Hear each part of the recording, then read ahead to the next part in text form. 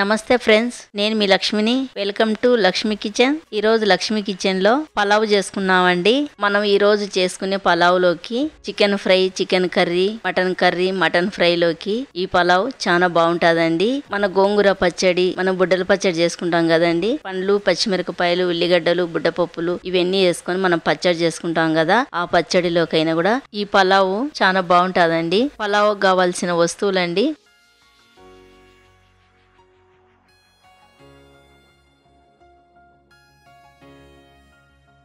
పలావ్ చేసుకోనికి బియ్యం కొలుచుకున్నామండి. నేను ఈ గిన్నెతో బియ్యం తీసుకున్నానండి. ఈ బియ్యం 1/2 కిలో ఉంటాయండి. బియ్యం డేక్షాలు వేసుకొని 3-4 సార్లు బియ్యాన్ని బాగా కడుగుదామండి. కడిగిన తర్వాత మళ్ళీ కొన్ని వాటర్ పోసుకొని ఒక అర్ధగంట సేపు ఈ బియ్యాన్ని నానబెట్టుకున్నామండి. ముందుగా గ్యాస్ ఆన్ చేసుకున్నాం. ఆన్ చేసుకున్న తర్వాత మనం పలావ్ చేసుకోనికి డేక్ష పెట్టుకున్నామండి. పెట్టుకున్న తర్వాత 4 స్పూన్లు ఆయిల్ వేసుకున్నాం. పలావ్ చేసుకోనికి ఆయిల్ కొంచెం ఎక్కువ పడుతుందండి. ఇక్కడ ఆయిల్ వేడైందండి.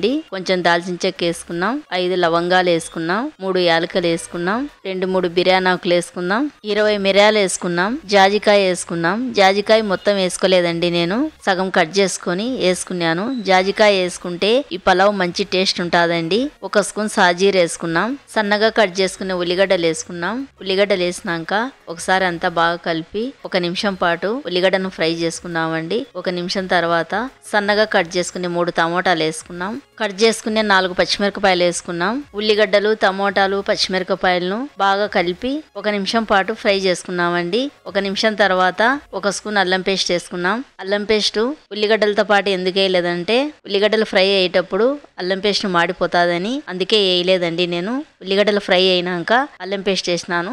1/2 స్పూన్ పసుపు వేసుకుందాం. 1 స్పూన్ గరం మసాలా వేసుకుందాం. 2 స్పూన్లు ధనియాల పొడి వేసుకుందాం. 1/2 స్పూన్ కారం వేసుకుందాం. 1 స్పూన్ కస్తూరి మేతి వేసుకుందాం. కస్తూరి మేతి వేసుకుంటే ఈ పలావ్ లో మంచి టేస్ట్ వచ్చాదండి, చాలా బాగుంటాదండి. శుభ్రంగా కడిగి పెట్టుకునే కరివేపాకు వేసుకున్నాం. కరివేపాకు వేసుకున్నాక అంతా ఒకసారి బాగా కలుపుదామండి. మసాలాలన్నీ కలిసేటట్టుగా మసాలాలన్నీ 1 నిమిషం పాటు ఫ్రై చేసుకున్నాం. 1 నిమిషం తర్వాత నేను చూపించే కప్పుతో మనం బియ్యం కొలుచుకున్నాం కదండి, అదే కప్పుతోనే మనం 2 కప్పులు వాటర్ వేసుకున్నాం. వాటర్ వేసుకున్న తర్వాత రుచికి సరిపడినంత సాల్ట్ వేసుకున్నాం. సాల్ట్ వేసినాక అంతా ఒకసారి బాగా కలిపి మూత పెట్టుకున్నామండి. ఈ వాటర్ మరిగేటప్పుడు మనం రైస్ వేసుకున్నాం. ఇక్కడ వాటర్ బాగా మరుగుతుందండి. మనం నానబెట్టుకునే బియ్యం వేసుకున్నాం. వాటర్ ఏం పడకుండా బియ్యం మాత్రమే వేసుకున్నామండి. బియ్యం వేసుకున్నాక అంతా ఒకసారి బాగా కలిపి డేక్ష మీద మూత పెట్టుకొని పలావ్ను బాగా ఉడికించుకున్నామండి. ఈ పలావ్ను మూత తీసి చూచామండి. పలావ్ బాగా దగ్గర పడిందండి. పలావ్ చూస్తుంటే తెలిసిపోతుంది కదండి పలావ్ ఎంత బాగుందో.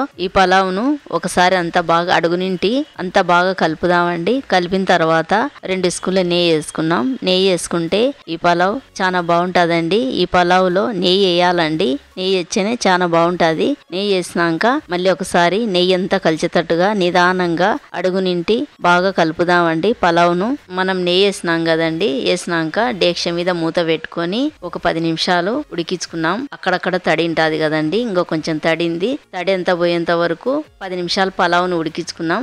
10 నిమిషాల తర్వాత పలావ్ చూసాం మనం ఎంత బాగుందో. పలావ్ పొడి పొడిగా ఉంది చూడండి, ఎక్కడ మెత్తగా కనిపించడం లేదు. చాలా బాగుందండి. నేను కొలతలు చెప్పినాను కదండి, వాటరు నేను చెప్పిన ప్రకారం వాటర్ పోసుకుంటే ఇంకా పొడి పొడిగా అంటాదండి పలావ్ మెత్తగా ఉండకుండా. గ్యాస్ ఆఫ్ చేసుకొని డేక్షాన్ కింది దింపుకున్నామండి. అంతేనండి, మన టేస్టీ పలావ్ రెడీ అయిపోయింది. ఈ పలావ్ ను, ఈ చికెన్ ప్లేట్ లో ఉన్న ఉల్లిగడ్డలు, నిమ్మకాయలు చూస్తుంటే ఎవరికైనా ఆగాలనిపించదండి. ఈ ప్లేట్ అంతా లాగించేయాలనిపిస్తుంది కదా.